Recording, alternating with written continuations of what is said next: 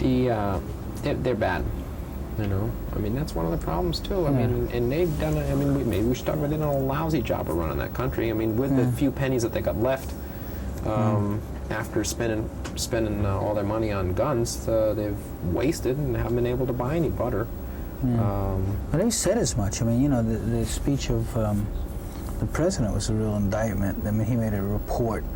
Basically said the whole thing was fucked up. But all, you know, in all the communist countries, they're doing this. I mean, it's almost de rigueur that they got to come out and say this. But whether it alters the daily life is another question. And you've got a lot of people who have climbed up there through they know somebody, and they shouldn't be in the positions that they are, and they enrich themselves. And that was one of the things that I didn't like was you would see the commissars living very, very nicely with servants, and I didn't like the way they treated the servants and the way the servants were acting. It wasn't good. You know? They just let in some bars. I just got a court moment serve posterity. Okay. John, did you hear anybody talking? You know, there were all these rumors that they were going to move Java up to the north. Say it again? There are all these rumors that they were going to move Java up to the north. That the Savimbi is going to be based back in Zaire. That the U.S. is trying to cut off Savimbi's connection with South Africa by basically moving Savimbi's main operation, military operation, into Zaire, right across the border in the north, and to try to. I'm trying to think of there's a guy there who basically is the most respected member of the Foreign Press Corps. He's a Yugoslavian fellow. I don't know what his name was. And he had a really interesting theory about where all the stuff was coming in now in the route. Excuse me, that it was taken coming in from Zaire. And the military, I can't remember what it was. But there was talk. You didn't interface. You weren't on the side where you dealt with any Americans at all in terms of CIA types. Or? No, we didn't do that. The closest we got to that was we would speak to the Crocker delegation was there when we were there, and one of the fellows would basically come and pump us every night because they couldn't see anything besides the meeting in the hotel. And you know, we'd be going to all these wonderful places like Quito Carnival, and he was so excited. Did you see a T-76? And I say, well, what? You know. You rolling? Yeah. Well, I think if you've heard any rumors, even if they... You know, I couldn't really speak to that. You know, I'd rather get in a couple of digs against the ineptness of the Angolan government, though, which is part of the problem, and because it would certainly make this a little bit more balanced. Yeah, well, go ahead. Let's. I mean, what was your sense of? I mean, there's, you know, we've heard you criticize South Africa, but you also were uncomfortable with the Angolans. I mean, they did let you in though, and did give you access. Right. The Angolan government has been somewhat reluctant to let the press come in to see what's going on in Angola, and well, maybe we'll start this a little bit differently. How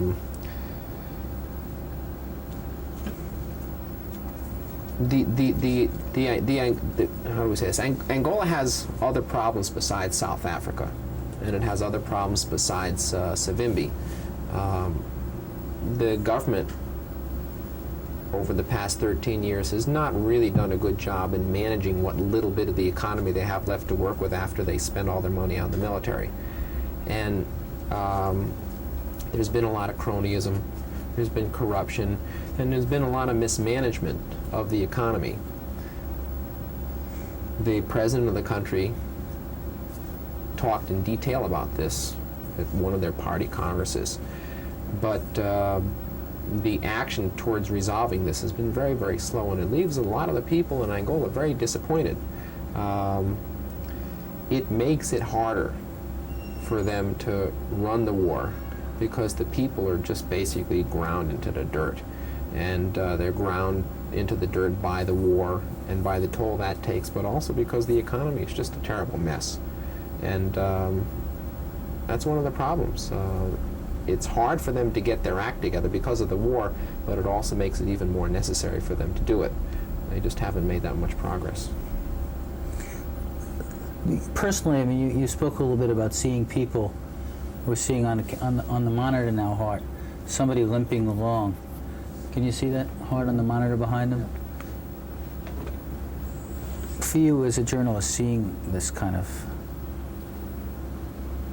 situation, amputee capital of the world, tell me again about your personal feelings about covering it. Well, if one looks at the statistics that have been piling up about life in Angola, they're really horrifying. Angola has now moved into the front. They have the highest infant mortality rate in the world. They didn't used to, but they have it now. The health stations in the countryside just can't operate. They don't have medicine, they don't have enough doctors, and they have kids who are dying that don't have to die. They're running up about 10,000 amputees a year now. It's just horrifying to see how many legless people they have in the country.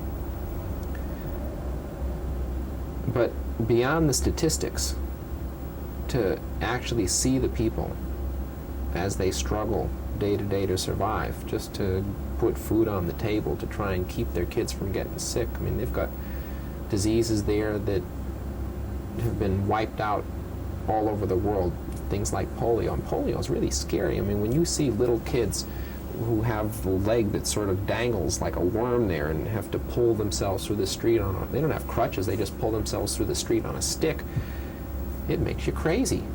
And it doesn't have to be like that. If you have a kid of your own,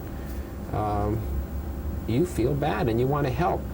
I wish that our government would be sending medicine over there, would be sending doctors there, instead of more or less putting fuel on the fire. It's my own opinion. It would really be nice if we could be making the people's lives more decent, but it's not happening. And they're having negotiations. It sure would be nice if they could bring about a resolution to this conflict. You know, the solution that's being proposed that everybody says they want is pretty decent. The solution that the United States say they want, that we say we want, that the Cubans say they want, and that the Angolans say they want, is to have all the South African troops out of Angola and out of Namibia. The United States says, at least they're saying, that they don't want the South Africans in Namibia. And the Cubans are saying we'll go home in a flash if that happens. And boy, wouldn't that be terrific. The problem is that many people believe that the South Africans want to keep the situation hot, want to keep the Cubans in Angola, and that it's not in their interest to have the situation resolved. Because as long as there's conflict there, then the United States is basically on their side, because the United States, whenever Cuban says something is pink, the United States is going to say it's the opposite color. Just finally, what do you think, as somebody whose work does appear on network television, of efforts like this, of the South Africa Now program to try to bring regular reporting from the region? I think that the more news that we have about what's going on, we'll do this again as soon as Brownie does this. Come on, Brown. Can you introduce the dog, please? What's that dog? What is this dog doing here? That dog right there, that one. Yes, you, Brownie. No, it would be helpful for us also, Okay. to have a statement that we could use and get some funding for this thing. Okay. Are you ready, Brownie? Okay. You're going to wonder what this is, like what we're holding on to here, but, Danny got Tyson, actually, to talk about South Africa. Did you? Yeah, that's We're great. going to give a little statement to Nelson Mandela. That's good. There's really not that much news on American television about what's going on in the southern part of Africa. But it's something that the American people should know about. And the United States is a big player over in that part of the world. And it's very important that the American people become more informed. If we're better informed, we can help our government make correct decisions. And everybody should be trying to learn as much about what's going on in Southern Africa as they can. And shows like this, can this help, do you think? Without passing comment on the specifics of it, but the concept of it. Yeah. What are we calling it? What's the name of the South show? Africa Now. South Africa Now. Yeah, right. We'll get it. I think it's important that programs like South Africa now reach a wide audience. There's not that much material on American television about what's going on in Southern Africa, and this could be an important source of information for many people. They shouldn't stop with just watching this program. They should try and get as much. They should be hungry for information about Southern Africa, but this wouldn't be a bad place to start. Great. Great. What's the dog's name? Bunny, come sit up here. Where's your ball? Let's do some tricks, Bunny. Would you want to attack this chair? The chair. Okay, Yes, that's great. get that chair. Oh, yeah. Attack the chair. Come on, Brownie. Now we're Attack. by cutting the pieces. Come on, get the chair. You're not coming as hard. Can we change the location so we can do Elombe? Because he's. We want to do this so we can get out of here and get some food. Now, Brownie, the one who wants to make a statement about South Africa. No, Brownie, come here. Come here. Brownie, come. Come, Brownie, come here. We're gonna just change the direction to the interview. Well, 1 second, Brownie. Wait, Segue in. Yeah. Check them.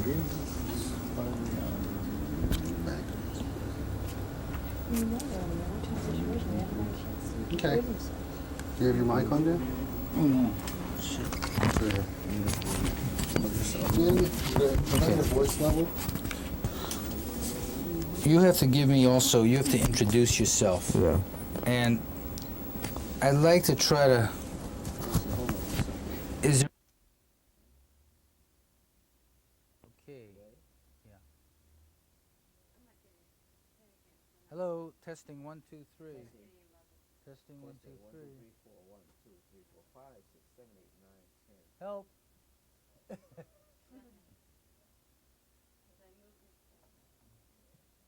What? No, not yet. I didn't say yet. Ready.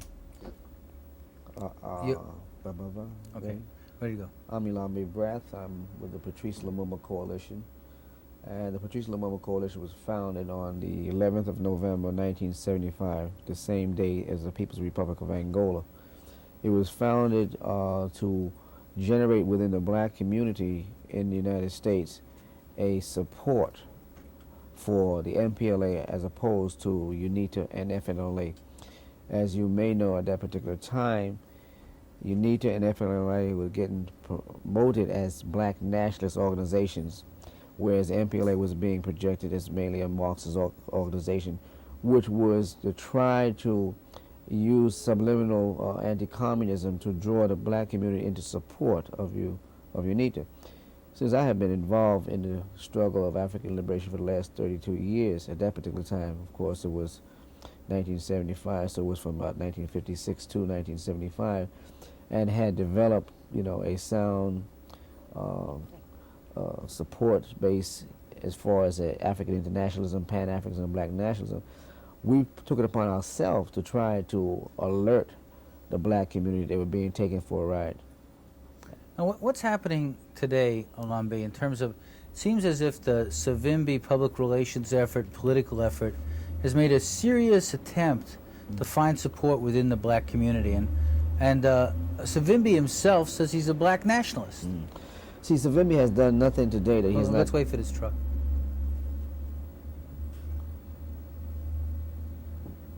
Savimbi today is the same Savimbi of yesterday. In 1975, he did the same thing, 75, 76, and even before that, he made serious inroads. To trace the history of Savimbi is to know a man who is a chameleon, of many colors.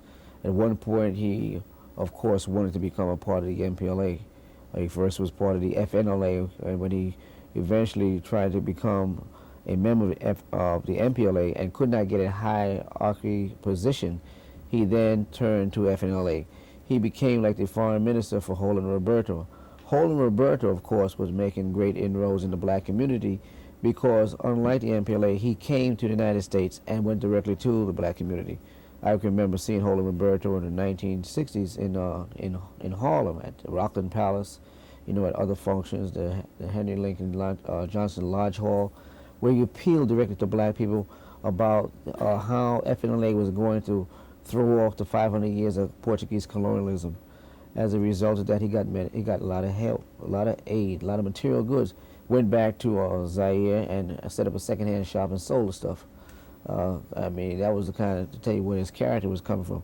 As a matter of fact, the black community in the United States were the first people to really understand who Holden Roberto was. So when we found out later that Savimbi denounced Holden Roberto, called him a CIA agent, as you know, or may know, President Kennedy had put Holden Roberto on a CIA retainer. And so here was a man who was supposed to be leading the government of revolutionary government in exile, which he got really that idea from black nationalists in the United States, namely a man named Carlos Cooks, who was one of the early Pan-Africanists and coming from the Garvey movement. Now, when Roberto and Savimbi fell out, Savimbi went back to Lucerne in Switzerland to try to continue his studies, and then he later on formed UNITA.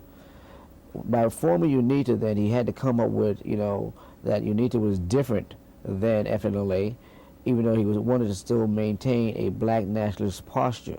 So what he had to do is to get some revolutionary credentials. At that particular time, the Sino-Soviet split helped to play this particular the card that Savimbi wanted, in that most of the organizations that were breaking away from the old line organizations that had Soviet support would then try to get Mao's blessings. So Savimbi became a Maoist, presented himself as a Maoist, and coupled with his black nationalist credentials, when he would come into the black community, which was also being, you know, broadsided by Maoism, and you also had the left, the neo-left in this country also being very much Maoist, he started to build a support base in the black community. The point is that his target always was the black community. What he did was to project the MPLA as mainly an organization of mestizos, that the MPLA leadership were all married to European women, Portuguese women, that they had surnames that were all Portuguese surnames, whereas he was a Savimbi, the Chatundu, the Sangumbas. All these people had indigenous names, and therefore they were more African. It was become a blacker than thou type of syndrome, which was also being played out in the black community in this country. So he was able to get some support, particularly with people who were disgruntled with Soviet, you know, domination of the socialist arena. So that was how Savimbi first came into the scene. Now, when he started to go around the black communities, we decided that we would actually almost track him and try to confront all of his people in the United States from coast to coast. On the 1st of November, 1975, we held a program 10 days prior to Angola becoming independent, and had the ambassador designate, Eliso de Figueiredo, in the Harlem community to explain the MPLA's position. At that particular time, we announced, or he announced rather, that South Africa had invaded Angola. That was on a Saturday, you know, at the Olatunji Center. That Monday, we had that tape into WLIB, and Dave Lampel was playing it on the radio, and that was the first time that the black community started to become alerted that South Africa had entered into Angola on the side of Savimbi. Well, let me just ask you one point about that and go back to Savimbi in a second, because I'm afraid that that it's too complex for a general audience. I want to try to help make it a little clearer. Okay. Today, Savimbi has been making a big push in the American black community. He's gone to Birmingham, Alabama. He was given some sort of Freedom Award, the Evers Award of some. He went to Mississippi. He's brought black ministers over to his base in Angola. What's going on? Well, what Savimbi is doing today is to try to continue what he tried to do many years ago. Today he approaches people like Ralph Abernathy and Hosea Williams, former King, SCLA, prominent ministers.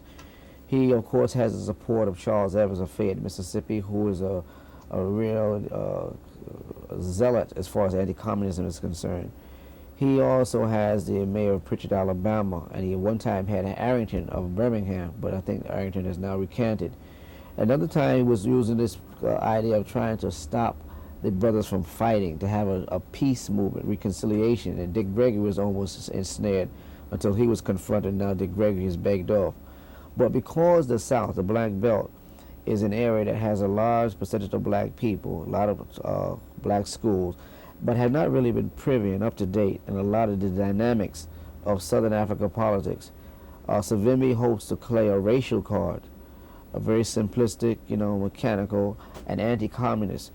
Now he's even trying to disassociate himself somewhat from South Africa, although it's probably too late.